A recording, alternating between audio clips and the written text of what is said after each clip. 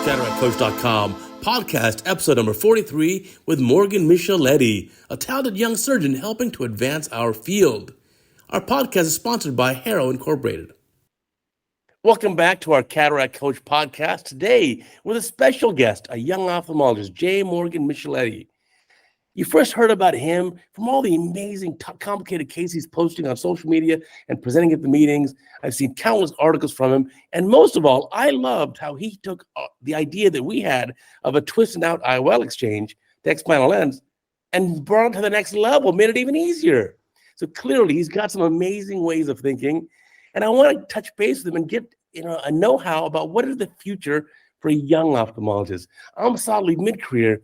He's beginning of the career. So Morgan, welcome. I'm so happy to have you here. Uday, thank you so much for having me.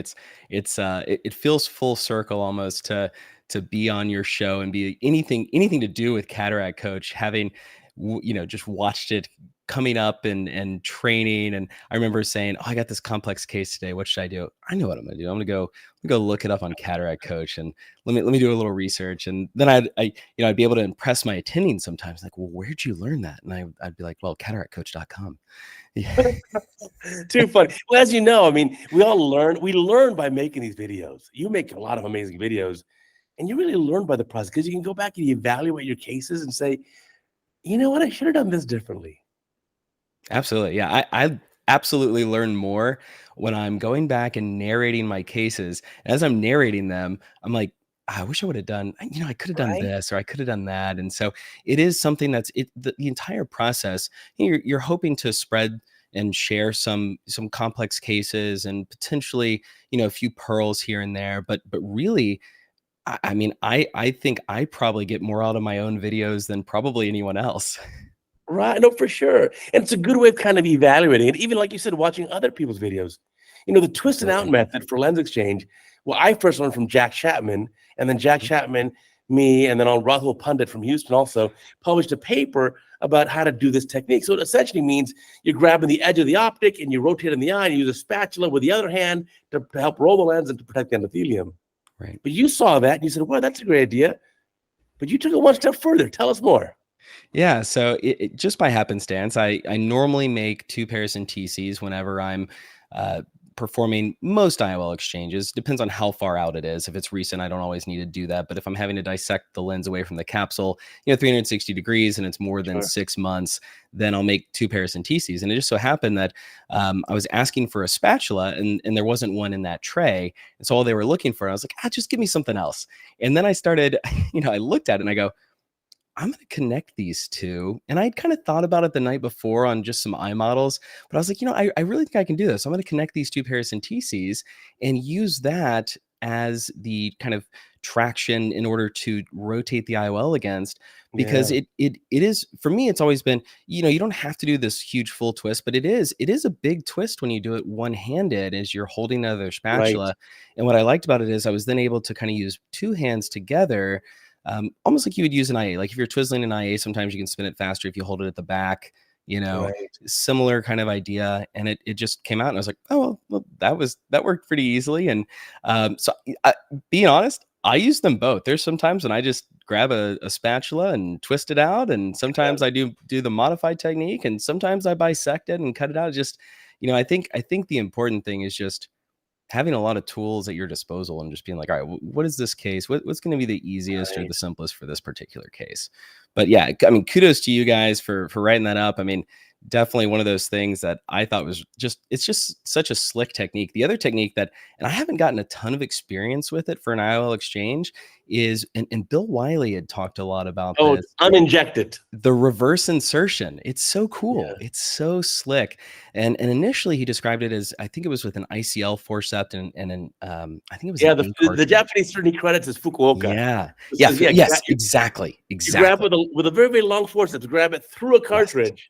And then you can just pull it through the cartridge. An amazing thing. Exactly. It's beautiful. And I think he's a retina surgeon actually in Japan who first kind of, at least the videos that he published were they were vitrectomy based videos with an exchange. Beautiful, beautiful videos. And the first time I saw it was like I said, with Bill Wiley. But Really cool. Something that, I really want to try to get my hands on some of the, because you do need some unique instruments to do that. You need a forceps that's long enough to reach down the cartridge and grasp it. But I think what's cool about some of the other techniques is you don't really need any extra tools to do twist and out. For the Right. most part, it's what you have there. Point Well, one, part of the two. issue for me was, I for 22 years I taught residents at a big UCLA teaching hospital where I was chief of ophthalmology, and in that hospital we were not allowed to bring in any extra instruments. So I said, okay, we have a tough case. Let me bring in my MST tray. No outside instruments are allowed. So like, okay, how am I going to do this? Like, okay, well, I can use a straight tying forceps, but I could use a spatula, and you kind of make do. Even sometimes we wouldn't have the appropriate eye instrumentation for bimanual. It's like, okay, you know what I can do? I can make an AC maintainer out of like an IV cannula. Right. So give me the 23 or 25 gauge IV cannula, the plastic cannula. The anesthesia, I get it from the anesthesiologist. Let me just modify that. So you kind of learn to MacGyver things. But Absolutely. I do like your idea of like have as many kind of techniques in your mindset and tools in your tool set. Yeah, I think it's the same for nuclear disassembly. I mean, people ask me, I have my own go-to technique. I'm a horizontal chopper, but I think being able to do everything is really important, because there's going to be a case where, it's real dense, leathery posteriorly, and you can't quite get that good chop, and you got to do a little different technique. And so I think just for young surgeons watching, just learn it all and be good at it all, proficient at it all. I think that's really the key. I think so too. I think, emulate your mentors as you're going along, learn as much as you can, as many techniques as you can, and then kind of refine it and decide what you like as your fastball. But even me, I'm a chop surgeon too, usually a vertical chop, combo chop, whatever chop. Mm-hmm. But there's some cases, like I did one this week, shallow AC, dense rock, highly hyperopic patient. I was like, you know what? If I make a nice wide groove in a stop and chop, then each nuclear half is not going to be 50%. It's going to be like 40%. And it'll give me a lot more maneuverability. And I just did that. Right. So I hadn't done stop and chop in probably the prior 100 cases. But you had it there. You had it there in your tool belt ready to go. Right. Right. And then coming up first week in January, I've got an MSICS case. A patient with a patient who doesn't believe in doctors. 80-something-year-old. She says she's never seen a doctor in life. She believed in faith-based medicine or something. Bless her. But it was an absolutely dense rock, and she's got fuchs, and her corneal pachymetry is 610, and her endothelial cell count's 880. I'm like, you're getting M6. Yeah. That's a good choice there. I think so. It's one of those things. Not only having all these different techniques that you can rely on, but I think the important thing, and you've done this. This is something that I like to do, just because it just keeps me inquisitive and keeps me engaged, is asking yourself why you're doing every single step along the way. And I think that's really where we can continue to drive innovation, come up with new techniques. Why am I doing it this way? Why am I chopping this way? Why am I using my, INA this way? Can I try it this way? Can I do it this way? I think there's a lot that can come with that. I mean, a lot of people are doing hydro insertions now instead of using Provisc. They're, just using irrigation through the side port and helping, either having a tech, or if it's a auto cartridge like the Autonomy, then you can do an insertion without Provisc, save all that OVD removal at the end of the case, and potentially prevent some pressure spikes. So there's lots of things that can constantly, even though there's so much innovation, there's still so many little tiny things that we can change that can help either our efficiency or improve patient outcomes, or reduce drops if their pressure's 30 or something like that. Hopefully we can prevent that pressure spike. So I think that's another really just something to keep in the back of everyone's mind is, let's ask why. Why are we doing this? Yeah, that's great. Question everything. You know what? When I was a resident, I did not have the courage to question. When I saw my chairman of the department, who never did phaco, he only did extra caps. Back when residents were all doing phaco, only phaco. He only did extra caps. And when I saw those corneal scleral scissors to the left and to the right, I cringed, but I didn't have the guts to say anything. But I did question. I was like, there's got to be a better way. And that's about the time, the year 2000-ish. Now MSICS is being developed. They questioned it too, but they had more courage than me. Right. And it was it was partly how I was watching some videos by Sergio Canabrava, and I had an IL exchange patient who had a dislocated lens, and really our standard of care was just to go ahead and explant it and then do a Yamani or so, sutured, Right. Gore-Tex fixated acreos or MX60 or whatever. And that it's, same thing. I kind of question, it's like, well, can we, rescue that lens? And there's lots of techniques for that now, right? I Sure. mean, and there has been for a while with the belt loop technique or double flange or just lassoing with Gore-Tex. But the punch thing was kind of fun. It was just something a little different. And it was right after COVID. And I remember I had this case and I was really thinking about it. I was like, I really like Sergio's punch, but it was an extraocular punch. And my kids were doing, I can't remember what project they're doing. It was COVID. We were trying to, it was right after COVID. This was like early 2021. And they were home for something. It was early after school. They had some school project, and my son he had a handheld hole punch and was doing it in this like container because we were trying to keep all the hanging chads, if you will, kind of Yeah, yeah. consolidated whatever the punched out pieces are. And I was like, well, maybe we can actually miniaturize a punch and actually use it inside the eye. And turns out we were able to do that, which is kind Well, of for fun. those who don't know, the Micheletti punch it's ingenious.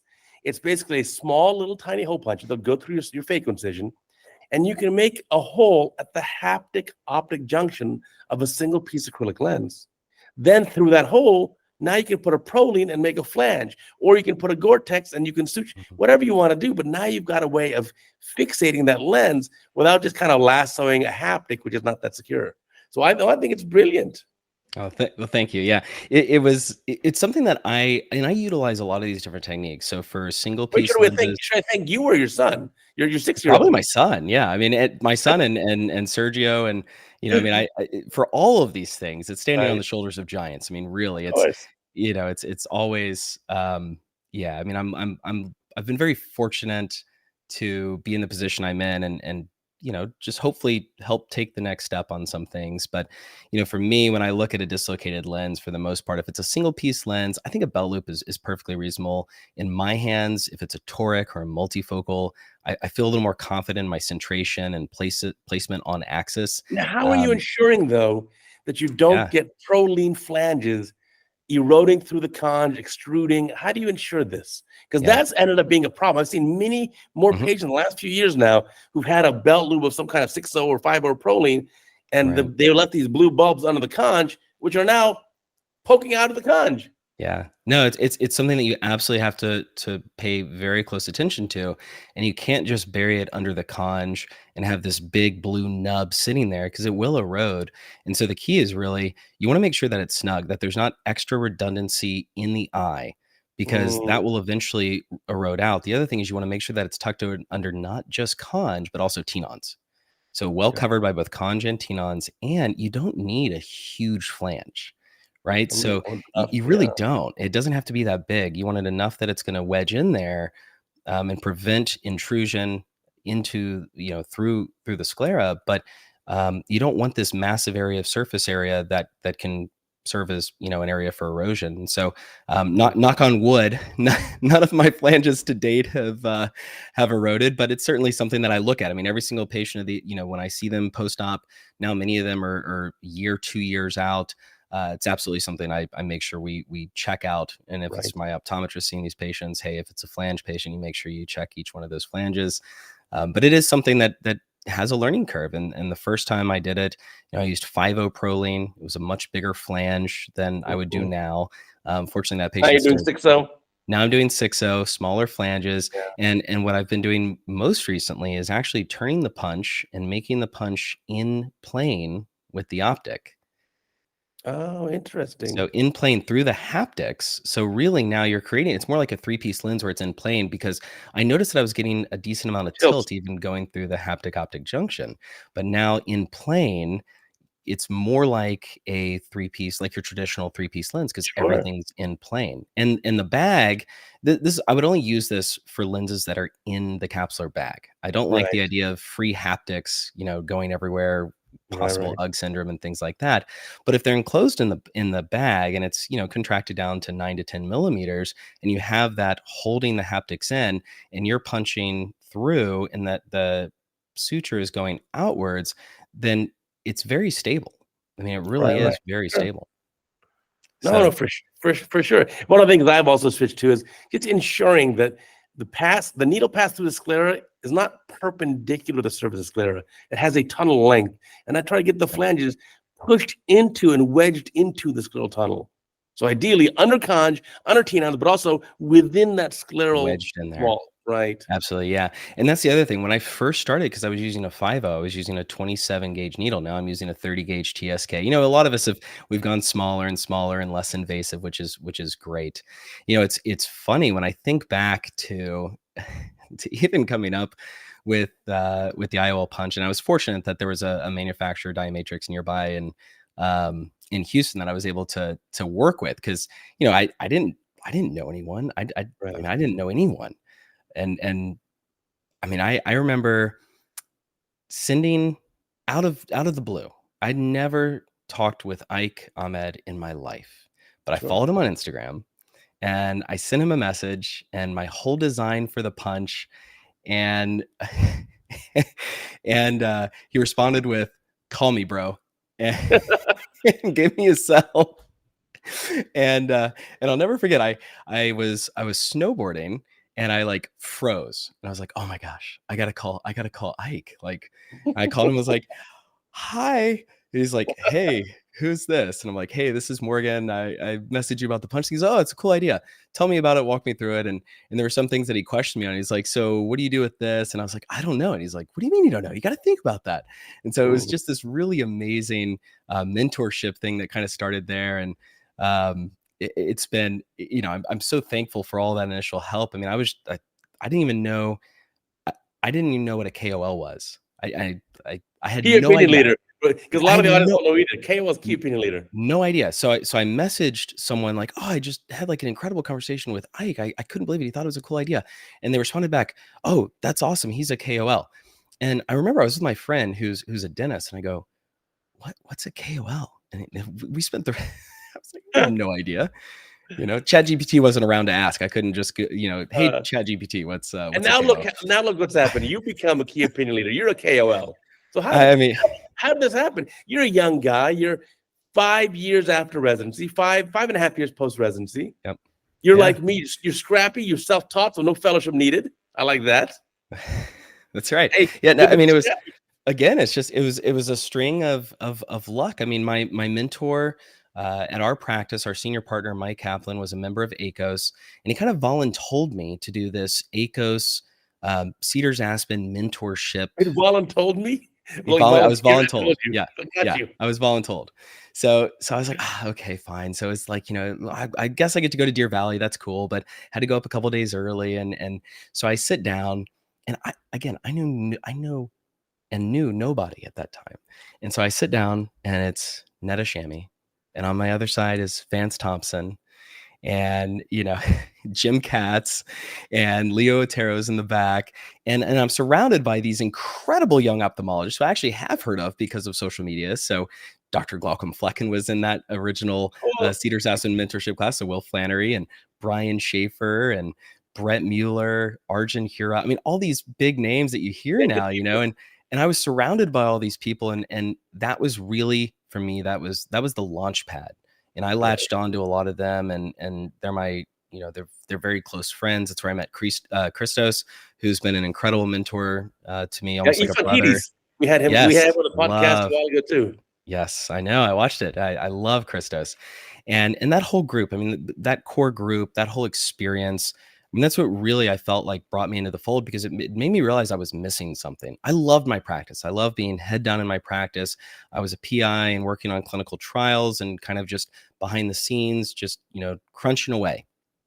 But I really missed the, feeling that you're as part of a larger group of people that are really working to advance the field. You're contributing to the future of ophthalmology. Contributing to the future, absolutely. And I realized, these are the people that these are like my people.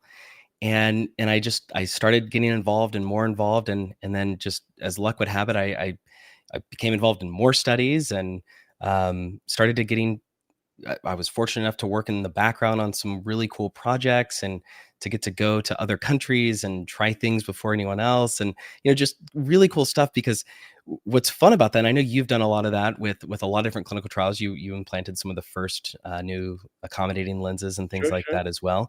But it's fun, and I think that's been some of the most fulfilling stuff I've done, because it was almost like, I mean, it's almost as Apollo 13 as we're going to get as ophthalmologists.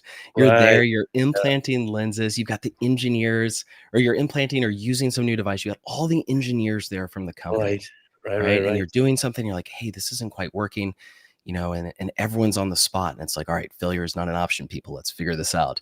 and Well, it's it gives you really a ton of fun. respect for the engineers. I mean, the Oh, it's engineers behind essentially everything we do in ophthalmology, these guys are geniuses. It's incredible. I mean, and they're so on it, and they have an answer for everything so quickly, and they're like, "All right, we'll try this," and they were so respectful of your skill as a surgeon, right? They're like, "Can you Right. do this?" And you're like, "I don't know if I can, but we'll give it a try." And it's just this beautiful back and forth, and at the end, you hope that you create something that then other surgeons and other people are going to be able to use and benefit from, and it's been one of the more fulfilling experiences that I've had.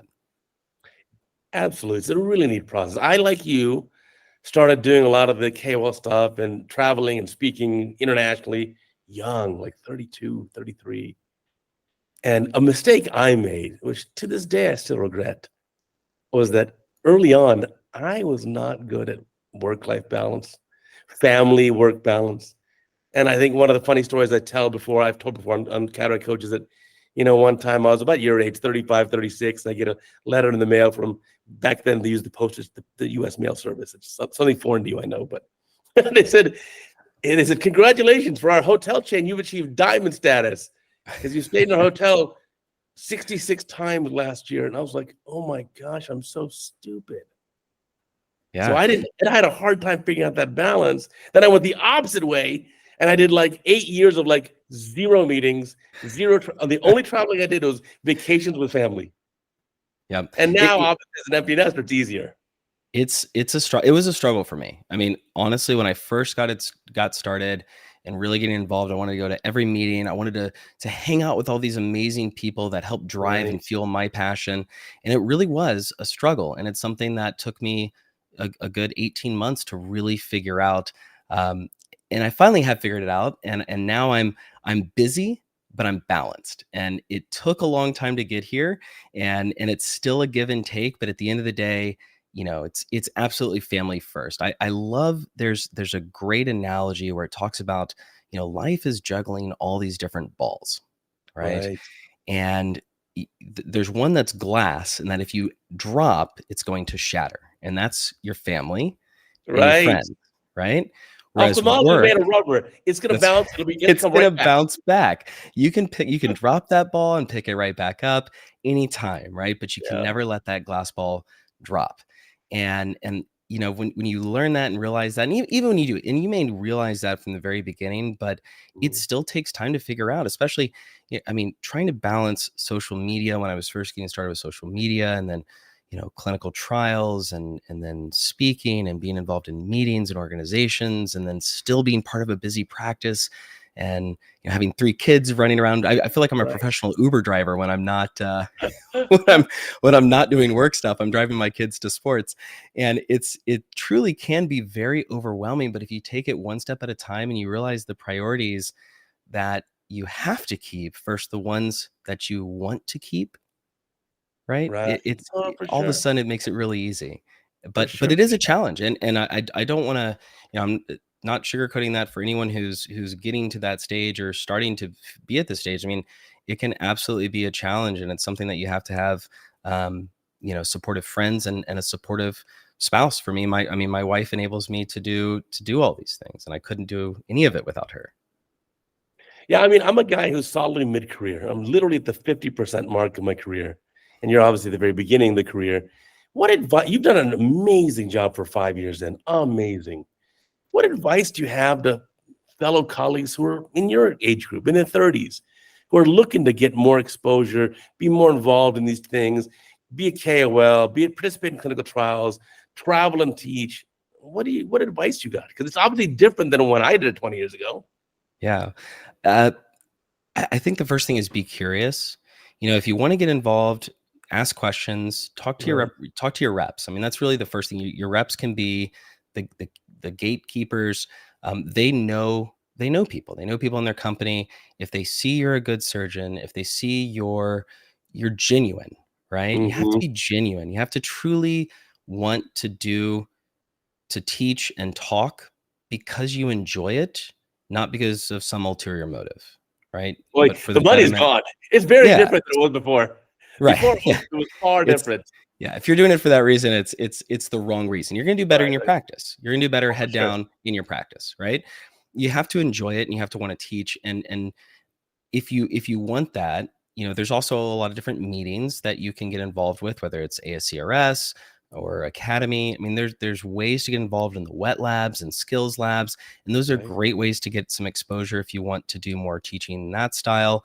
But I think for getting more connected with industry, starting with your reps is a great option, and sharing surgical videos. It takes a lot. It takes a lot to put your surgical videos out there because you are going to open yourself up for feedback. That's a very nice way of putting it. I eat criticism, harsh criticism.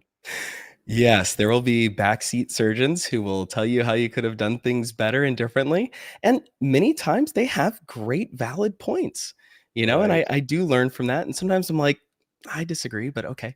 But it's all part of the process. And if you're able to put yourself out there and you can put yourself out there with a surgical video and people know you're a good surgeon, then speaking from the podium is actually pretty easy because you're going to get those same questions and that same feedback there. But if you can do it and not feed the trolls, if you will, who just comment stuff that can be inflammatory, then speaking from the podium is very simple. No, for sure. Have you done any live surgery events yet at these meetings? I haven't. I've had. Well, we got to get you plugged in. I've offered it. A couple of people.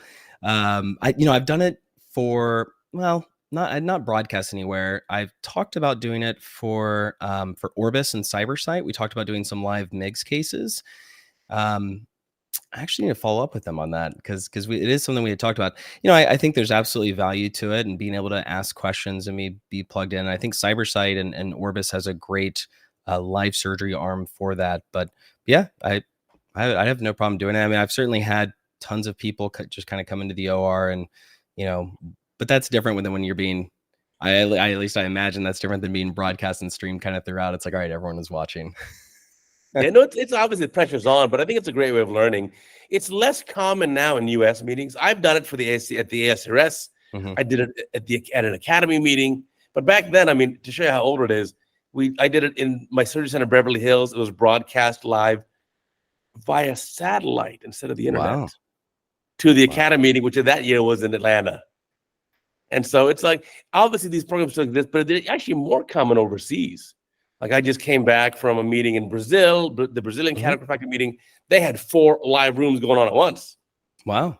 Just a lot of international meetings do it. And so we should certainly get you plugged in. It's a nice way. You're operating under a little bit of pressure. And the tough part is you'll have 2 earpieces, one in each ear. One is the ophthalmologist in the audience, the moderator asking you questions. And hopefully they're asking you about chopping when you're doing chopping. And they're not asking you about like IOLs when you're doing shopping. But the other you also have the director for the video saying, okay, center the eye, focus up, move your hand. Your left hand is blocking my side camera. So it's nice. I like that. That sounds fun. Throw in a time difference too and a language barrier and an unfamiliar OR. You got a recipe for some fun. I love it. Hey, I'm always up for a challenge. That sounds very interesting. It was great. Yeah, I had the privilege of doing dozens of them. I've done dozens of them all over the world. It's a fun thing to do. You should definitely get involved in that. Yeah, mainly cataracts. Go ahead. Was it mainly cataracts that you were doing, or anything? Yeah, primarily cataracts surgery. If it's company sponsored, they want you to show their new product, their new lens, their new this, how you're doing it. And sometimes you'll even have camera on your foot pedal, camera on your hands, a side view, a microscope view. They've got all kind of multiple angles going. A couple other hints too. Make sure it's this a patient or the Yes. patient's second eye, so the patient's not nervous. Make sure they're giving a reasonable amount of anesthesia. When we say in the U.S. topical anesthesia, in other countries they may think, well, here's your bottle of tetracaine, go have fun. And you actually mean like, oh no, I mean like some IV sedation plus give me the bottle of tetracaine. Right. So you got to kind of clear those things ahead of time. But no, I think you do a great job.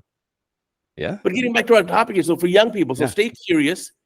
Obviously, pursue what you enjoy. But I think I like your last point the most, which is just use social media, put a video out there. I Yeah. comment on random on resident videos all the time that I see. Yeah, my rep told me, and I had asked him like, "Hey man, how can I get more involved?" And they were able to kind of plug me in with some certain people, but he was like, "Really, you gotta, have a social media presence. That's what it takes these days." Right. And that's really part of the reason why I got started. And my social media wasn't my social media isn't to target potential patients. I'm not out there trying to say, "Hey, come see me for LASIK." Of Really, course. it's just surgical videos, and Yeah. it's actually terrible media for it's terrible medium for surgical videos. I should have done YouTube from the beginning, and I still don't have a YouTube channel, but none of my stuff's searchable. I've got all this stuff on Instagram and nothing searchable. Right. Well, plus since YouTube is owned by Google and Google controls the search engines, the other thing too is Google now, it's a different generation. If I ask my son to help go fix the kitchen sink or the sink disposal, I would go to a website and read instructions. He'll go to YouTube, a baby. video. Oh yeah. He'll go to a video right away. And Yep. so now YouTube, because of that, has prioritized videos. So if you have videos about topics, that's going to be just really well indexed. Yeah. But I think whatever you put on Insta or Facebook is not nearly the same level of indexing. Yeah, it's there. It's in the moment. It's trending, maybe, and then it's gone, and it's out of sight, out of mind, never to be dug up again, right? Right. And so yeah, at some point, I'm going to go back and maybe I've got to. So we started a fellowship, or we are launching a fellowship. We just matched our first fellow, so real excited about Wow. that. So tell me about your practice. You're in a Yeah. very historic, well-established, large practice in Houston. Tell me about it. I don't know much. Yeah. So I'm at Berkeley Eye Center. So Ralph Berkeley was one of the founders, and I'm one of the partners now, which is very exciting. It's another full circle moment because I grew up in this practice. So my dad was always on the business side of things, uh, from late 90s. Okay. Late 90s. And so I grew up in this practice. I did mission trips. I was watching cataract surgery when I was in middle school and high school. And during medical school, I was like, I've got to do something other than ophthalmology. I've got Right. I've got neurosurgery or interventional radiology, but I kept getting pulled back to ophthalmology. I loved the innovation and everything else. Anyways, so our practice is now this. We were originally a refractive practice, I mean, high volume LASIK. They would do, 60 LASIK cases in the morning and then 30 cataracts in the afternoon. Wow. And that's what this practice was. Now it's a large multi-specialty practice. We're huge. We have almost 38 optometrists and 24 surgeons now, I think, with 3 retina, multiple glaucoma, cornea, You must obviously a have lot of like 20 categories. locations then. 26 locations, 3 Wow. ASCs. It's very large. Yeah. And almost 650 employees. I mean, it's a large organization, and it's so fun. It's so fun to be a part of this now, having grown up in it. It was a lot smaller, obviously, when I was growing up, but to have been involved and see it grow, and now to be a part of it and helping it take the next steps. And so one of those next steps is a fellowship, which we're really excited about starting this year. Wow. And Tell me about the and fellowship. yeah, so it's similar to, we modeled it kind of after all the amazing things that Rob Weinstock and Bill Wiley and Vance Thompson and John Berdal have done with their fellows. And so the idea is that it's going to be high volume, high exposure, cataract and refractive, everything from ICLs to multifocals to, even some complex cases, glaucoma, if they want to get comfortable putting, doing anterior and Right. vitrectomy through the pars plano, where they can spend some time with our retina folks. So really just, allowing you to kind of do everything that we do and be able to hit the ground running with full knowledge of all of this stuff. Because for me, when I joined, I had to learn everything either myself or one of my partners had to come over and teach me.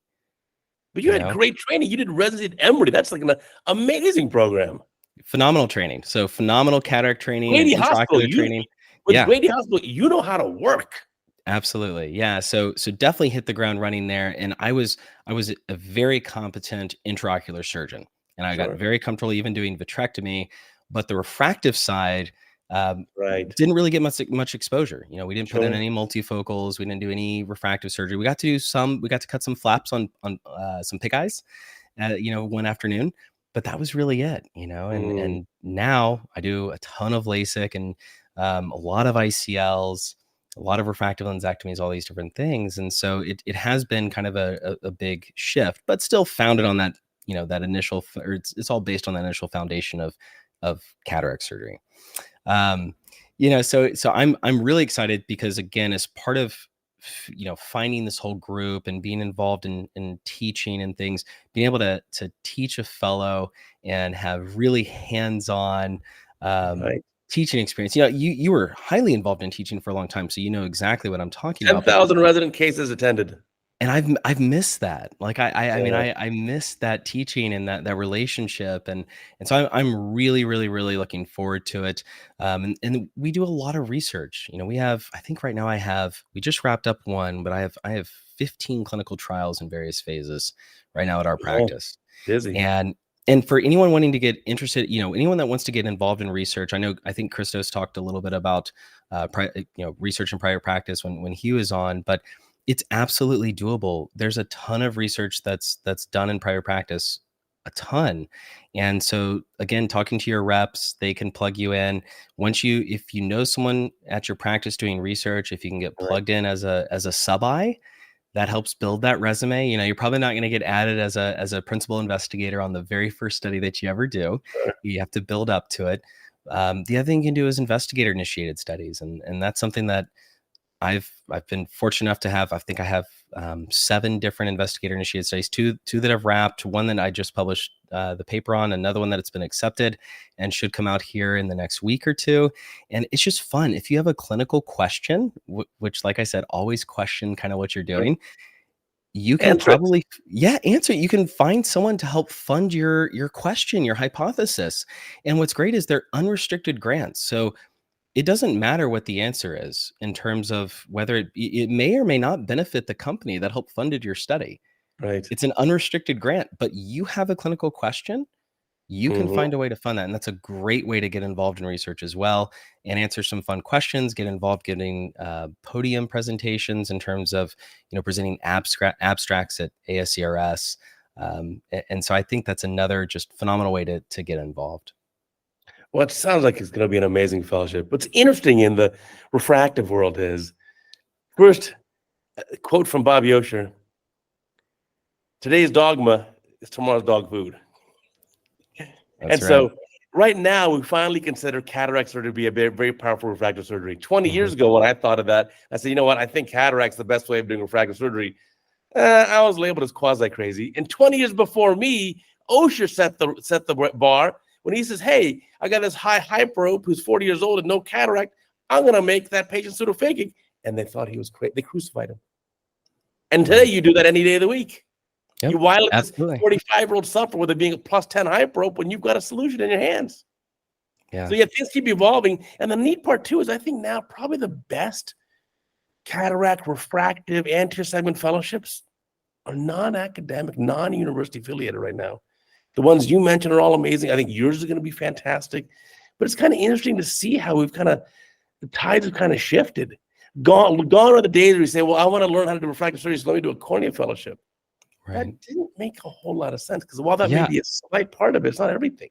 I was scared to do a cornea fellowship. I really did want to do some additional training, and a lot of my mentors encouraged me to do it. But I was a little worried. I knew that I didn't want to do a lot of tissue cases, and I was a little worried that I would come into a practice and they'd say, "Okay, you get all the DMEX and DSECs and PKs." Right. No, better corneal ulcers. Yeah. Exactly. When I was a resident, a cornea fellowship at UCLA, the cornea fellowship was 2 years, and you'd become an expert at PKPs and corneal ulcers. And I was like, that's just not what I want to do. So I only liked 2 fellowships when I was a senior resident. I liked Dick Lindstrom's fellowship in Minneapolis, and I liked Doug Koch's at Baylor. And then at the time, Roger Steiner had just come to UC Irvine. And so I liked his as well. Or actually, Peter McDonald was just leaving, and Roger Steiner was coming. But then at the time, I also had a young newborn baby. I'm like, you know what? I don't really want to move to Minneapolis or Houston. Right.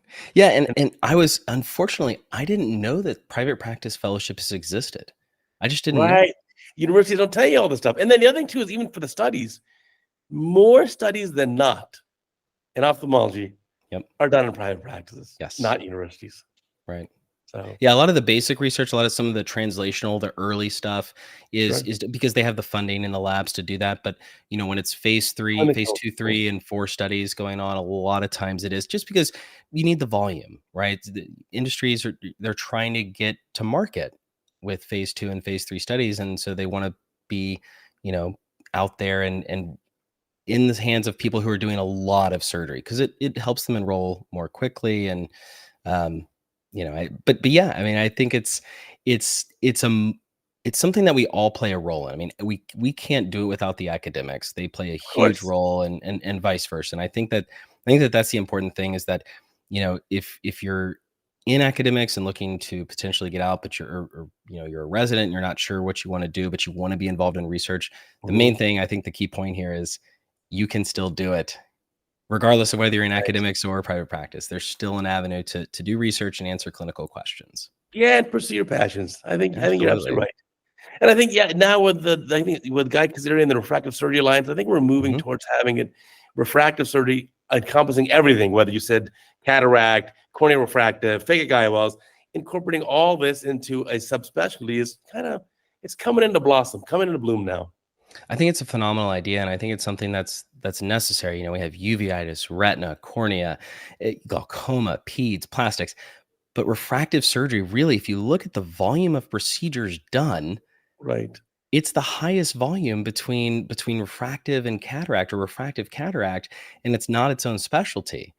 And it really should be. And I think that the World College of Refractive Surgery, and what Guy and Arthur Cummings and who is it? Who else is involved in that?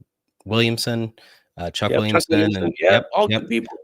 All of those people that are really driving that movement, I think it's brilliant, and I think it's absolutely something that is needed and required. And I really hope that we as a group of refractive surgeons really jump in and say, yes, we are a specialty. We are a specialty. Yeah, no, I think it's coming. It's just, progress takes time, but certainly, yeah. And I think what's coming in the future for us is just going to be even more amazing. We've got things coming like accommodating lenses. We've got true refractive index shaping. I did a podcast with Randy Olsen where he talks about being able to adjust any IOL in perpetuity, even decades later, while it's in your eye. I mean, this is going to be amazing things. I think refractive indexing, I remember seeing it presented at ASCRS. I was a resident. It was ASCRS. I think it was one of the last years of my residency, and it was presented. And I just remember, I think my jaw hit the floor.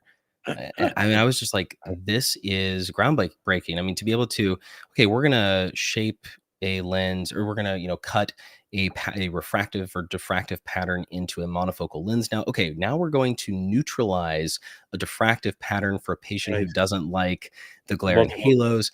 No more twisting out necessary. We're just going to neutralize it. I mean, I think it's got phenomenal potential if we can get it there. And then, like you said, accommodative IOLs. I mean, there's so many exciting things, and even robotic surgery. I mean, I think a lot of cataract surgeons. Yeah, I think a lot of cataract surgery, I think it scares a lot of people. And I think it's like anything. I don't think it's something we should be afraid of. I think it's something that we need to learn to embrace, because it doesn't we're high volume surgeons. And even if every ophthalmologist was a higher volume surgeon, we still couldn't actually keep up with the volume required to take care of our aging population. Right. I mean, we're at a point now where we can accomplish most of what we need to do. But you look at other countries, like in India, all the ophthalmologists can operate to their max potential every day and not sleep and not eat, and you still will not get rid of the backlog. Exactly. And that's where it's going to play the role. Is it's going to be more of like a, not necessarily a stopgap, but it's going to help us catch up and really improve the overall quality of life for so many people who otherwise would be on long wait list or waiting for Right. surgery. And yeah, we can probably utilize it to potentially have better outcomes, here in the United States. We'll see. That's to be seen. But I think it'll happen in my lifetime. I think that by the time I retire, I will be in some way, shape, or form directing, a robot to either assist with a surgery or, potentially even doing it on my behalf. And maybe sooner than that. I mean, I'm involved with a company now called Yeah. Horizon Surgical Systems, which has a robotic cataract surgery platform, which is very surprising to me. I Yeah. watched It's I watched it make an incision, and I was like, "It makes the incision just like me." And then they said, "Yeah, we trained it from your videos." I love that. I love that. Was it uniplanar? Was it triplanar? Biplanar? Yeah, whatever it was. It was just amazing to see this is happening. And I think you'll get to the point where you'll have one surgeon. The robot can be fantastic for routine type cases, not going to be great for very complicated, unusual cases. But for the 90+% Right. that are routine, you can have one surgeon supervising 4 robots at once on Right. a screen, and you can okay, pause that robot, let the other 3 continue, and you can go take over for one. But I think it'll help us get a lot more throughput. And like you said, bottom line is help a lot more people, and Yeah. hopefully with a higher level of safety. Yep. And I think one of the things that has to develop, and it's getting there. I mean, we're very close, but being able to rapidly develop whole eye models, being able to scan an eye and say, Yeah, okay, here's a full 3D eye, because the computer has to know, the robot has to know where it is in 3D space. sure. And so it can do live imaging of an eye, but if you can preoperatively generate a 3D model of that eye, then the computer already knows it can plan ahead of time exactly what it's going to do within that model. And Right, right. and so there's a lot of cool next steps that can happen from that, and there are companies working on that. But the other thing that's amazing to think about is what we're going to be able to see as clinicians when we have these fully developed models. I mean, right now we're excited about 3D OCT and Mhm. really fancy high definition ultrasounds and anterior segment OCT, things like that. But imagine to be able to like just have a complete 3D model of the eye. Like, let me zoom in on that macular hole. Oh, okay, Right. cool. So okay, let me take a look at that little lattice degeneration there. Is that an atrophic hole? Is there a little bit of subretinal fluid there? Let me zoom in. Oh yeah, I can. I mean, it's going to be just remarkable what we're able to accomplish with just the imaging. Right. The ophthalmologist's working on it right now. Because you could think about it this way too. If I had to ask your opinion about a patient, you can be in Houston, I can be in LA, and I can show you, here's the anterior segment photos, Right. here's anterior segment imaging, here's the topography, the tomography, here's the biometry data, here's the OCT of the optic nerve, here's OCT of the macula, here's the wide view of the retina. What else do you need to see? Yeah, you're right. You're I right. think you can pretty much diagnose most things this way. The other thing too that's neat is that by having the pre-op scan of the patient's eye and the 3D model, there's never any wrong patient, wrong site surgery. Right. Because when the student patient lies down under the robot scans, they're like, that doesn't match up with the plan. Wait, that's not the right patient. It's not the correct eye. Exactly. Yeah. No, I mean, Yes. there's just so many, automated checks and balances that are just built into the system, even the way it is. I mean, it just at the heart of it, right? I mean, that's what's so cool about it. Yeah, listen, it's an amazing time to be an ophthalmologist. I think the best, most amazing parts of ophthalmology are still to come. I'm kind of bummed that I'm mid-career. I kind of wish I was back at the beginning of my career to have more time in this amazing field. Well, you don't have. You're still young. You don't have to stop. I mean, you Younger, can no, still go to your 90. I'm 17 years ahead of you. You can still go to your 90. There's plenty of surgeons that. I don't know. There's a balance. I have a friend who's a cardiothoracic surgeon, and he says the saying they have in cardiothoracic surgery is, "A young surgeon is such a cowboy, he'll kill you. Old Oh surgeon boy. is so passive, he's just going to watch you die." Ooh, Now, we don't do cardiothoracic surgery, right. but it kind of hits on the point. Like there is a balance there somewhere. I mean, there are no Absolutely. NBA players who are 58 years old. Yeah, I don't know if I want to practice. I don't want to do surgery when I'm 90. I think I'd be good if I, knock out another 20 years. I think I'm right there with you. I'll be happy. I think if I make it not, I mean, I know I'll make it to 60, but around 60s, I'll start probably looking to phase out and maybe take the next step in the career. Maybe that's, developing something or being involved with developing other things, or I don't know. But I think I think for me, that's probably going to be a good age, because I love what I do. I love what Yeah, me we too. do, We all do. That's the beauty of ophthalmology. but there's so much more out there too that I Right. also Well, want to explore and see. another neat thing I realized in my career was that every 10-ish years, maybe 15 years, it's kind of good to shift gears and change things up a little. Like when I Yeah. retired last year from teaching residents at age 52, people were like, 52, that's a little too young, isn't it, to retire from teaching residents? And I was like, I'm good. It's time. It's time. I did it for 22 years, from ages 30 to 52. And then 52 was the youngest I could possibly take the pension. So I was like, okay, I'll take it. See ya.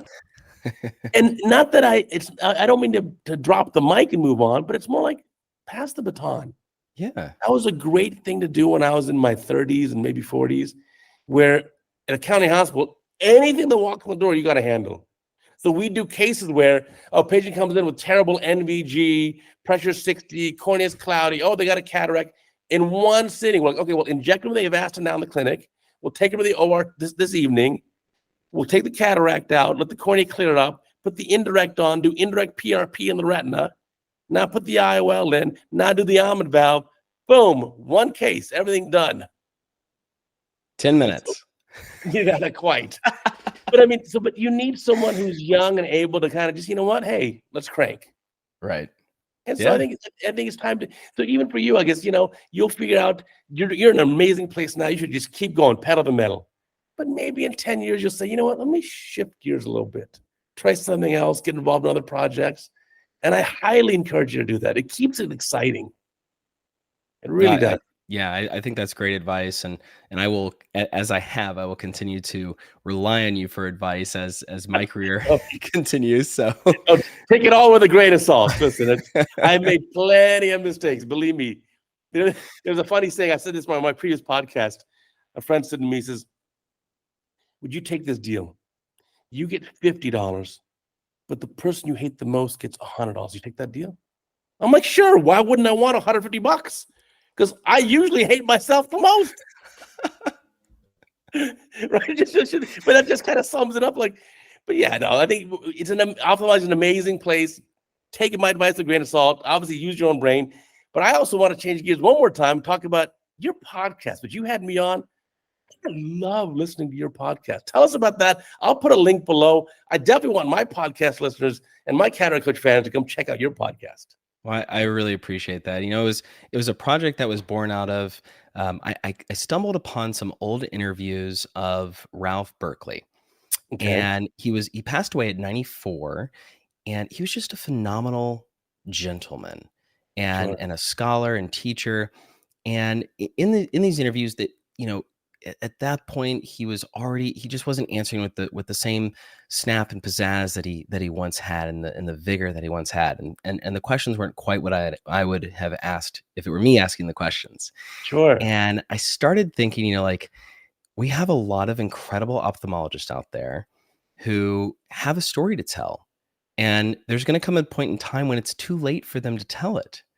And Mm, I really want to capture that. And so I started this this podcast called The History of Eye Care. And really what it is, at least at this point, it's the story or the history of eye care through, right now, probably my goal is around 100 ophthalmologists or so, and we'll continue it, but as told by 100 ophthalmologists. So it's not like picking up a textbook and ophthalmology was started, and right. it's the personal stories and the experiences of all these Right. different ophthalmologists and people in industry, because as much impact as all of these ophthalmologists have had on our field, there are so many industry people, the engineers, the you know Mhm.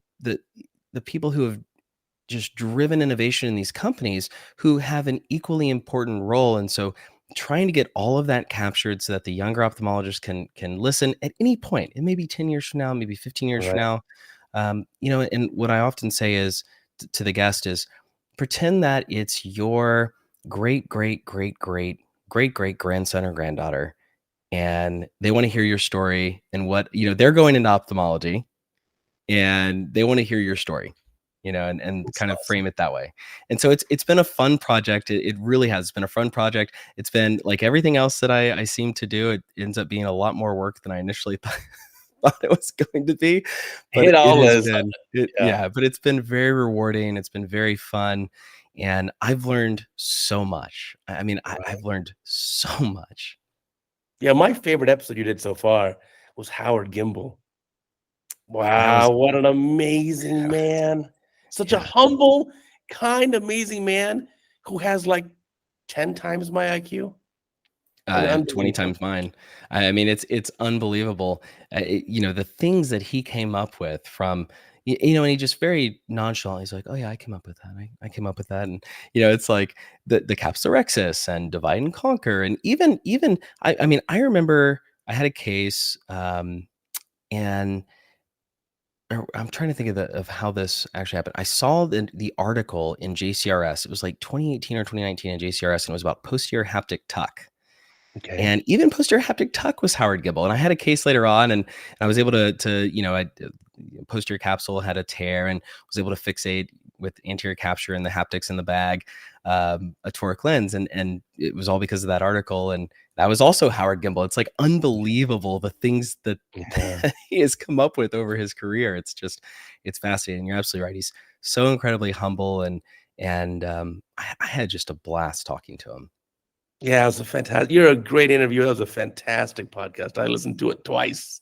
Oh, I thank you. Thank want to you. make sure I didn't miss anything good there. But yeah, that's the other side of the coin there too. Is remember in ophthalmology, there's so many ridiculously amazing people that please never compare yourself to others. Only compete with yourself because boy, comparison is the thief of joy. If I look at my Absolutely. if I look at my podcast guests, I'm Absolutely. like, I am such a nothing in comparison. Yeah. And actually, I think that's such a great point. And it builds on what you said when you said you were your own, the person you hate the most is yourself. I I'm think my own that's toughest important. critic. Yeah. I Right. think that's exactly how it should be. And you're so right. And that's something that it took me a while to learn that too, especially starting out, being a resident. Why'd so-and-so get to do that case and not me? Why did, they got to do more cases than me, blah, blah, blah. Just get over it. Get over it. Life is way too short. You're going to do great, amazing things, but be competitive with yourself. It doesn't matter how competitive you are. And you may have played sports at the highest level, Right. but you need to, as you get into surgery, everyone else out there is on your team. Right. They're not the competition. They're your team. Doesn't matter if they're at the practice next door or the practice across the country. We're all on the same team, and that's to help patients. And so if you want to compete with someone, I think you're absolutely right. Compete with yourself. Such great advice. Let's end it with that because that's probably the best take-home message here. I have loved talking to you. I really admired from the sidelines the rapid ascent of your career and your public persona, your KOL status, if you will. And the reason I like it, I love it so much is that I think you're super brilliant. You're very innovative, and you really have just a joy of teaching and sharing knowledge. I think that says a lot. Well, thank you. Um, I had some incredible mentors and still have incredible mentors, and I lean on them for pretty much everything. And so wouldn't have been And able with to do it all without them, right, including yourself. and with that said, I'm gonna bug you for we're gonna have your podcast, and then the day after, I'm gonna feature a searchable video from you. So you got to send me a good All video. right, I'll send you a It's good been video. really good. So if you listen to the podcast on the day it's released, the very next day is gonna be the video from Morgan. It'll be All something right, something sounds good. amazing. Sounds good. Sounds good. Awesome. Well, I want to thank my viewers and my listeners for tuning in again this week. What an amazing podcast. We have a new podcast, as you know now, every single week on Spotify, Apple, Amazon, Google, wherever you find podcasts, of course on YouTube, of course on CataractCoach.com as well. And we will catch you next time. Thank you for enjoying that podcast with me. I want to remind you to check out all our other social media platforms, including the YouTube videos, LinkedIn, Instagram, Facebook, and of course the website CataractCoach.com, where we have a free PDF book, a 25-part curriculum series, and so much more. I promise you'll find it very much worth your while. And I also want to thank Harrow Incorporated for sponsoring this podcast.